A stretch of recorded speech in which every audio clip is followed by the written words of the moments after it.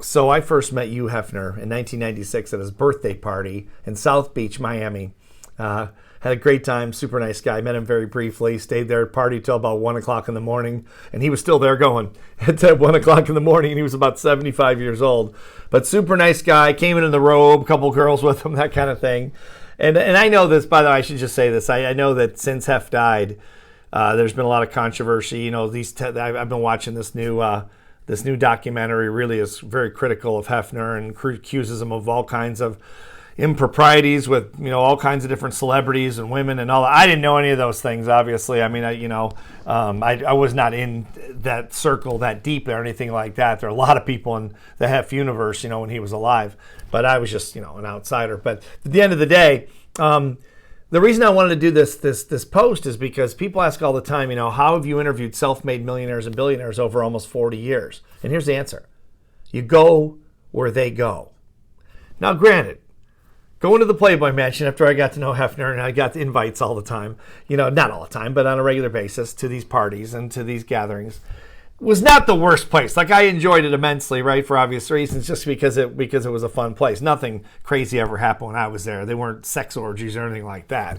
But they were fundraisers mostly and just some casual parties with people. But the level of context, the people I met, the famous people, the politicians, you wouldn't believe the people that would show up at a Playboy Mansion party. I mean, I bumped into Jon Lovitz there from Saturday Night Live. I met him the first time. I met him over a period of years. He was at almost every party I was ever at there. Gisele Bundchen, Tom Brady's ex-wife now, was there on a regular basis, or at least the times I was there. And I could just name after name that you know, famous people and influential people that I made contacts with, some of whom I did business with. And some of whom were $1 million contracts. Because not from them directly, but from people they knew. Because they can make one phone call and change your life. Because they have that kind of clout. They have that kind of power. Here's the point. You've got to go where they go. You've got to network where they network. They don't go to BNI meetings. I mean, with apologies to BNI. I know Ivan Meisner, and he's a great guy who started BNI, and it's a great program. And all the Rotary Club's great, and the Kiwanis Club's great, and the Chambers of Commerce are all wonderful. I've spoken at all those places. They're great people. But that's where the masses go. There's nothing wrong with that, by the way. I'm not putting that down in any way, shape, or form. Okay, those groups are all great. But if you want to change your life, you got to go where powerful people go. I've spent 40 years going to places like Palm Beach and Aspen and joining country clubs like the Boca Resort and the Playboy Mansion. And luckily I got invited to the Oscars a couple times, got to know some people there. They hang out, with movie stars and all the rest of it. I did, about 1,000 television interviews for my books. Why television? Because you meet people, you meet all these different powerful people that can make one phone call, send one message, send one email, and change your whole life. Because they have that kind of influence. The masses don't have that. I don't have that. Okay? But they do. So I go where they go. And I've been doing that for 40 years. I've moved to their neighborhood sometimes if I could afford it.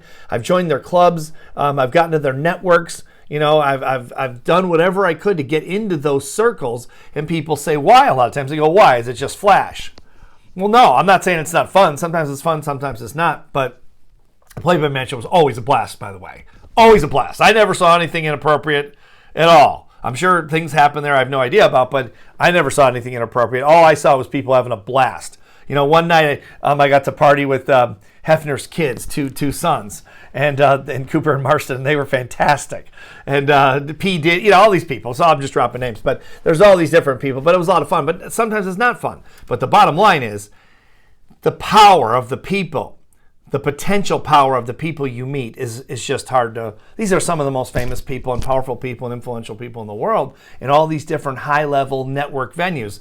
And they don't go to the Rotary Club. Though Rotary Club's great. Again, all those places are great. If you want to completely just, accelerate your contact base, you got to go where the powerful people go over and over and over. I spent 40 years trying to get into those kinds of venues, not just to get into them, but to leverage the power of those contacts. And it doesn't always work. I'd say it works probably 5 or 10% of the time, but those 5 or 10% have made my career. Bottom line, some of it I've been public about, some of it I haven't. But when you know powerful people that can pick up the phone and get, the King of England on the phone, or the President of the United States, and I've had lots of contacts like that, and I still do, a fair amount for an average person, it can make a huge difference. It's a way to expedite your success. So think about what you want to do with your life, especially if you're a speaker or an author or someone, like in my business where, knowing those people can make a huge difference. That's how I got on Fox News and all these different things. I mean, I had a publicist that helped me get on there. But when you know people in these different areas, it just takes one phone call or one text message from them and you're in the door. And that's what happened to me with the Playboy Mansion. It was one person. It was Hef.